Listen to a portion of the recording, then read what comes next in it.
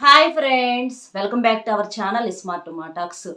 వృశ్చిక రాశి వారి ఇంటికి రాత్రిపూట రహస్యంగా ఈ దేవత వచ్చి వెళుతుంది. ఈ మాటలు ఏంటంటే అవునా నిజమా అని చెప్పేసి అనుకునే వాళ్ళు కూడా ఉన్నారు. కానీ నిజమేనండి. ఎందుకనంటే మీరు ఒక్కసారి మనసు పెట్టి వింటే గనక వీడియో పూర్తిగా వింటే ఏంటనేది అర్థమవుతుంది. మీరు రాత్రి సమయంలో మీరు గమనించినట్లయితే మీ ఇంటికి అంటే రాత్రి మీరు పనుకున్నప్పుడు గజ్జెల సౌండ్ అంటే ఏదన్నా ఎవరైనా పట్టీలు పెట్టుకొని తిరుగుతున్నట్లుగా గజ్జెల శబ్దం అనేది చాలా మందికి కూడా వినిపిస్తుంది. అట్లాంటిది కొంత అంటే ముఖ్యంగా అంటే ఇంట్లో ఎంతమంది ఉన్నారో అంతమందికి వినిపించదు. ఎవరైతే కొంచెము అంటే మనసు పెట్టి కొంచెం దైవారాధన ఎక్కువగా ఉన్నవాళ్ళు, బాగా వ్యక్తిగతంగా మంచివారు అంటే అందరూ మంచివాళ్ళు కాదా మిగిలిన వాళ్ళు అని చెప్పేసేసి మీరు అనుకోవద్దు. అందరూ మంచివాళ్ళే కాదని అంటల్లా. కాకపోతే కొంతమందితో దైవం ఏంటంటే కనెక్ట్ అయి ఉన్నప్పుడు అలాంటి సంకేతాలు అనేవి తెలుస్తూ ఉంటాయి అన్నమాట. అట్లా గజ్జెల శబ్దంతో రాత్రి సమయంలో మీరు గమనించినట్లయితే అలా మీ ఇంటి బయట ఆ సౌండ్ అనేది వినిపిస్తూ ఉంటుంది. ఆ గజ్జెల శబ్దం ఎవరో పట్టీలు పెట్టుకొని గళ్ళు గళ్ళున తిరుగుతున్నట్లుగా పరిగెత్తుతున్నట్లుగా అలాంటి శబ్దం అనేది వినిపించింది. మీరు గమనించండి, సరిగ్గా గమనిస్తే మీకు ఖచ్చితంగా తెలుస్తుంది అనమాట. ఆ ఆ ఇంట్లో అంటే మీకు రాత్రి సమయంలో రహస్యంగా ఈ దేవత అనేది మీ ఇంటికి వచ్చి వెళుతుంది. అలా తిరుగుతుంది ఎవరు అని అంటే ఒక దేవత అనమాట. ఆ దేవత ఎవరు అనేది తెలిస్తే మీరు ఖచ్చితంగా షాక్ అవుతారండి. నిజంగా చెప్పాలంటే మీ గుండె జల్లుమంటుంది. అందులో ఎటువంటి సందేహము లేదు. ఇంకా మీకు అర్థం కావాలి, ఇంకా మీకు అసలు పూర్తిగా ఆ అనుభూతిని పొందాలంటే వీడియోను ఒంటరిగా చూడండి. మీకు పూర్తిగా చూడండి, క్లియర్గా అర్థమవుతుంది. ఈ వృశ్చిక రాశి వారి గురించి వస్తే ఈ రాశి వాళ్ళు అంటే రాశి చక్రంలో వీరిది 8వ రాశి. ఈ రాశికి అధిపతి వచ్చేటప్పటికి కుజుడు. వృశ్చికం అంటే తేలు అనమాట. అంటే వీరు చాలా రకాలుగా అంటే చాలా తెలివిగా, చాలా షార్ప్నెస్గా, సైలెంట్గా ఉండి వీరి ఆలోచన విధానం అనేది చాలా గొప్పగా ఉంటుందన్నమాట. చాలా చాలా తెలివిగర్లోళ్ళు.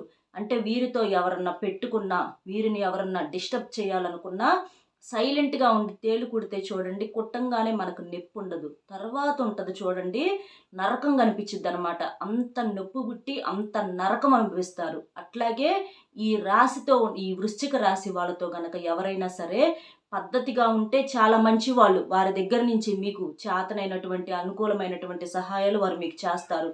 లేదు వాళ్ళు సైలెంట్గా ఉంటున్నారులే అని చెప్పేసేసి వారిని మీరు తక్కువగా అంచనా వేసుకొని ఏదన్నా చాటునైనా సరే తెలియట్లేదని చెప్పేసేసి వారి ముందు ఒకలా వెనకమాల ఒకలా లేకపోతే వారిని ఏమన్నా ఇబ్బంది పెట్టాలని చూస్తే మాత్రం ఖచ్చితంగా వారు కొట్టేటటువంటి దెబ్బకు మీరు రెడీ అయితేనే ఇలాంటివి చేయాలన్నమాట. అట్లా వారేంటంటే చాలా తెలివైన వాళ్ళు. వారికి కోపం వస్తే మాత్రం అవతల వాళ్ళు ఎంత రుస్తువైనా సరే ఎంత గొప్పోడైనా సరే వాళ్ళు ఎక్కడా కూడా తగ్గరనమాట. వారి సత్తా ఏంటో చూపిస్తారు. దేనికైనా సిద్ధపడిపోతారనమాట. కాబట్టి ఈ వృశ్చిక రాశి వారితో జాగ్రత్తగా ఉండండి. అలా అని చెప్పేసి వీళ్ళు చెడ్డవాళ్ళ అని చెప్పి అనుకోవద్దు. వ్యక్తిగతంగా చాలా మంచివారు.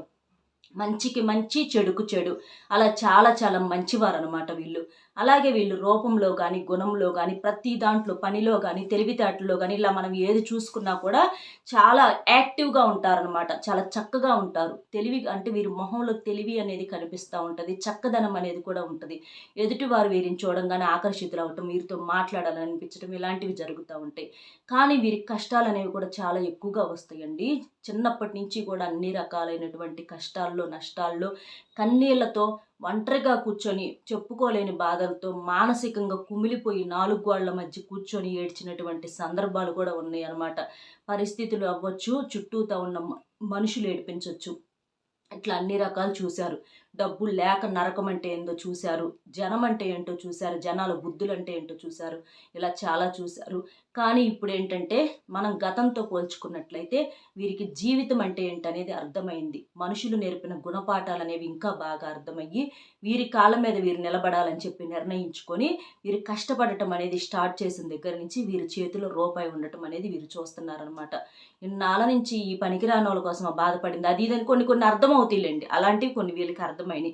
అలా మీకేంటంటే కాకపోతే ఇంతటితోనే సమస్యలు తీరతాయా అంటే తీరవు కదా. కానీ ఇంకా కొన్ని రకాలైనటువంటి సమస్యలు ఏదో చేసిన పాపాల వల్ల కానివ్వండి, కర్మల వల్ల తెలిసి చేసిన తెలియక చేసిన వెంట పడతానే ఉంటాయి. మనశ్శాంతి అనేది ఉండదు. మీకు ధైర్యం ఉన్నప్పటికీ కొన్నిసార్లు భయం కూడా ఎక్కువగా ఉంటుంది. మనశ్శాంతి లేకపోవటం, ఏదైనా పనులు చేయాలంటే అడ్డంకులు ఏర్పడటము, ఇట్లా జనాల మాటలు కొంచెం ఇబ్బంది పెట్టటము, ఇట్లా ఇంట్లో తరచుగా గొడవలు, కుటుంబ సభ్యుల మధ్య గొడవలు, ఎవరి కోసమైతే కష్టపడి రెక్కలు ముక్కలు చేసుకుంటున్నారో వారి దగ్గర నుంచి ప్రేమాభిమానాలు, గౌరవాలు దక్కకపోవటము, వాళ్ళే లెక్క లేకుండా మాట్లాడటం, ఇలాంటివన్నీ మీకేంటంటే కొన్ని జరుగుతూ ఉంటాయి.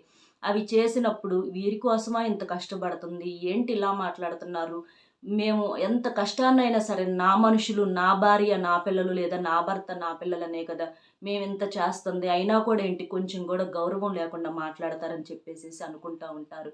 కాకపోతే మీరు తప్పుగా అనుకోవద్దండి, వారు ఏది చెప్పినా మీ ప్రేమ కోసమే, మీ మంచి కోసమే చెప్తారు. కాబట్టి మీరు బాధపడొద్దు. అలా సరే మీకు ఆ విషయం తెలుసు కాబట్టి ఇక అట్లా ముందుకు వెళ్తూ ఉంటారనమాట. కానీ మీకేంటంటే చాలా వరకు కూడా ఇంకా అదృష్టవంతులుగా చెప్పుకోవచ్చు. మీకున్నటువంటి మంచితనం వలన ఈ దేవత యొక్క అనుగ్రహం అనేది మీ మీద పడి రాత్రి సమయంలో ప్రత్యేకంగా ఈ దేవత మీ ఇంటికి వచ్చి వెళుతూ ఉంటుంది. మీకు కొన్ని సందర్భాలలో అంటే ఒక్కొక్కసారి రేత్రి టైంలో కాస్త లేచినప్పుడు కూడా మీకు కొన్ని శబ్దాలు, కొన్ని అలంకులు, ఎవరు పిలిచినట్లుగా, ఎవరు అరిచినట్లుగా, ఇట్లా కొన్ని అర్థమవుతూ ఉంటాయి కొంతమందికి. అంటే ఏమోలే మన భ్రమలే అని చెప్పేసి ఏంటంటే తీసేసుకుంటూ ఉంటారు. కానీ మీకేంటంటే మిమ్మల్ని ఆ దేవత పిలుస్తుంది. ఆ దేవత మీ ఇంటి చుట్టూతో తిరుగుతుంది. ప్రతిరోజు కూడా రాత్రి సమయంలో వస్తుంది. ఆ దేవత మీకేంటంటే మీకున్నటువంటి కష్టాలను, సమస్యలను తీసేయటానికి, మీరు మానసికంగా దేనికోసమైతే ఇబ్బంది పడుతున్నారు, ఏ పనులైతే అవ్వలేదని బాధపడుతున్నారు, అది డబ్బు గురించి అవ్వచ్చు, కుటుంబంలో సమస్యలు అవ్వచ్చు, లేకపోతే మీకు ఏదన్నా అనుకున్న పనులు అవ్వకపోవటం, ఇట్లా కొన్ని సమస్యలు ఉంటాయి. ఇంకా చెప్పాలంటే కొన్ని రకాలైనటువంటి ప్రమాదాల నుంచి కూడా ఆ దేవత మిమ్మల్ని కాపాడుతుంది. లేకపోతే ఇప్పుడు ఇంకా మీరు చాలా వరకు అదృష్టవంతులని చెప్పుకోవచ్చు. లేకపోతే ఇంకా మీరు కొన్ని ప్రమాదాలకు అసలు ఎప్పుడో గట్టిగా దెబ్బలు తగిలాయి.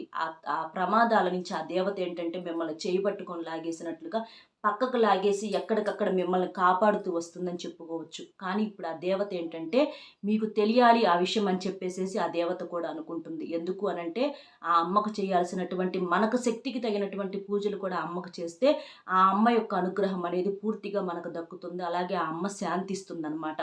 ఎందుకంటే దేవుడు ఎప్పుడు కూడా దేవుడి రూపంలో వస్తే మనం ఎవరూ తట్టుకోలేమండి, భయపడిపోతాం అనమాట ఆ దృశ్యాన్ని చూడటానికి.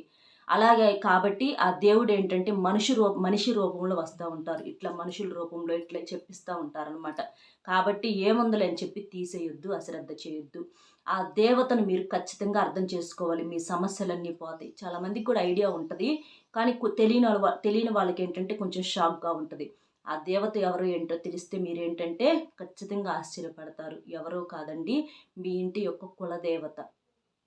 ఖచ్చితంగా మీరు విన్నది నిజం. కులదేవత అంటే చాలామందికి కూడా తెలిసి ఉంటుంది, కానీ కొంతమంది తెలియని వాళ్ళు ఉంటారు. ఎందుకంటే ఇదంతా బాగా ఫాస్ట్గా ఉన్నటువంటి రోజులు కాబట్టి చాలామంది పూజలనే నమ్మట్ల, దేవుళ్ళనే నమ్మని వాళ్ళు కూడా ఉన్నారు. కానీ దేవుడిని నమ్మాల్సిందే. ఏ కాలంలోనైనా సరే దైవాన్ని నమ్మాల్సిందే. ఎందుకంటే నమ్మకం లేకపోతే మనిషి బ్రతుకు అనేది ముందుకు సాగదు కాబట్టి నమ్మాల్సిందే.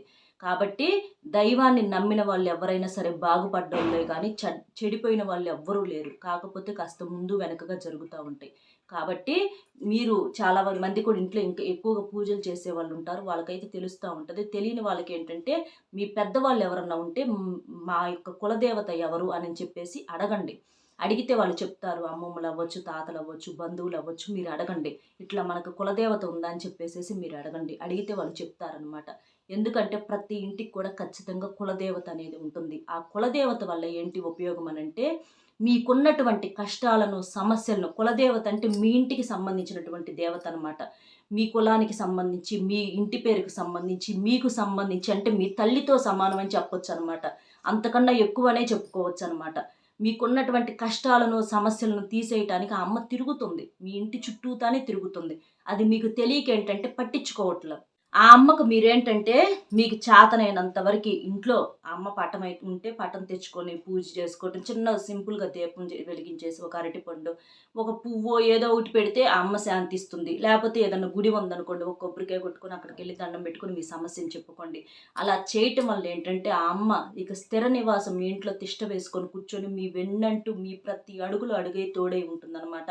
మీకున్నటువంటి సమస్యలన్నీ ఖచ్చితంగా పోతాయి. డబ్బు పరంగా కలిసి రాకపోయినా, మీకు ఏదన్నా మానసిక సమస్యలు అవ్వచ్చు, అనారోగ్య సమస్యలు, అప్పుల సమస్యలు, మాకు ఏదనుకున్నా కూడా అవ్వట్లేదు, మాకేందో పట్టి పీడిస్తుంది, అది ఇదని చెప్పేసి మీరు కుంగిపోయినటువంటి సందర్భాలు ఉంటాయి. అవన్నీ కూడా ఖచ్చితంగా పోతాయండి. మీరు ఖచ్చితంగా మీ కులదేవత ఎవరో తెలుసుకొని ఆ అమ్మను మీరు పూజ చేయటం వలన మీకు ఏదేదైతే వేటి గురించి అయితే ఇబ్బంది పడుతున్నారో అవన్నీ కూడా 100% తీరిపోతాయి. ఆ అమ్మ తీర్చడం కోసం ఇప్పుడు ఆ అమ్మ మీకోసం తిరుగుతుంది. ఆ అమ్మ మీకోసం వచ్చింది. ఎందుకంటే వ్యక్తిగతంగా మీరు చాలా మంచివారు కాబట్టి, లోపల మీరు నిజాయితీగా ఉంటారు కాబట్టి ఆ అమ్మ అనుగ్రహం అనేది మీ మీద పడింది. మీరేంటంటే మీ దగ్గర నుంచి చిన్న చిన్న పూజలు అమ్మ అందుకొని మీకు పెద్ద పెద్ద ఫలితాలు మీ జీవితంలో అంతా మార్పులు చేసేసి మంచిగా జరగాలి, మీకున్నటువంటి దోషాలని, కర్మలని, ఏదన్నా శాపనార్థాలు ఇలాంటివి ఏదన్నా మీ మీద ఎవరైనా ఏదైనా చేసిన అవన్నీ కూడా తీసేయటానికి ఆ అమ్మ సిద్ధంగా ఉంది. మీ ఇంటికి రక్షణ కవచం లాగా తిరుగుతూ ఉందన్నమాట. కాబట్టి ఖచ్చితంగా మీకు తెలిస్తే పర్వాలేదు, తెలియకపోతే ఖచ్చితంగా మీ పెద్దవాళ్ళని ఎవరినైనా తెలుసుకొనైనా సరే కులదేవత అని చెప్పేసి తెలుసుకొని ఆ అమ్మకి ఏంటంటే చక్కగా నమస్కారం చేసుకొని మీకున్నటువంటి సమస్యలను తీసేసుకోండి. అన్ని సమస్యలు పోతాయండి. లేదు అని తీసేస్తే మాత్రం మీరు ఖచ్చితంగా ఇబ్బంది పడాల్సినటువంటి పరిస్థితి వచ్చింది. ఇవి వీడియోల కోసమో లేకపోతే మూఢనమ్మకాల కోసమో లేదా టైం కోసమో చెప్తున్నారని చెప్పేసి కొంతమంది ఏంటంటే చాలా తెలివిగా ఆలోచిస్తూ ఉంటారు. అలా ఎప్పుడు కూడా ఆలోచించొద్దు. మనిషికి తెలివితేటలు ఉండొచ్చు కానీ అతి తెలివితేటలు ఉండకూడదు. అది గమనించండి. ఏదైనా సరే అతి పనికిరాదు. ఆశ ఉండొచ్చు, అత్యాశ ఉండకూడదు.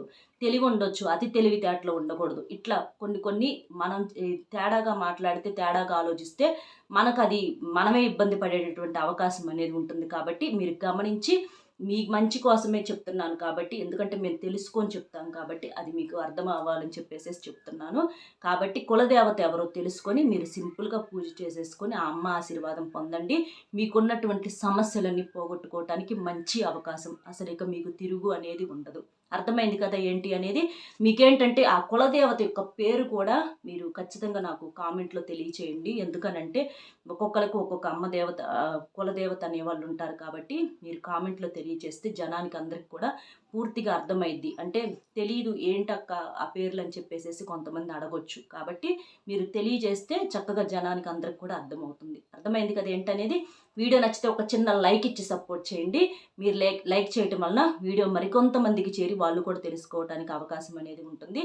అలాగే మీకు తెలిసిన మిత్రులు ఎవరన్నా వృశ్చిక రాశి వారు ఉంటే వారికి కూడా షేర్ చేయండి. ఎందుకంటే వారు కూడా తెలుసుకుంటారు. ఎప్పుడైనా మనం పెట్టకపోయినా పెట్టే దారి చూపించాలి. దానివల్ల ఆ దైవం మనకి ఇంకా సపోర్ట్ చేస్తుంది. కాబట్టి షేర్ చేసి ఒక లైక్ ఇచ్చి మన ఛానల్ ఎవరన్నా చూస్తున్నట్లయితే సబ్స్క్రైబ్ చేసుకొని పక్కనే ఉన్నటువంటి ఆల్ అనే బెల్లును నొక్కండి. అప్పుడు నేను పెట్టే వీడియో మీకు నోటిఫికేషన్ రూపంలో చేరుతుంది. అర్థమైంది కదా? మరొక మంచి విషయంతో మళ్ళీ కలుద్దాం. Bye friends.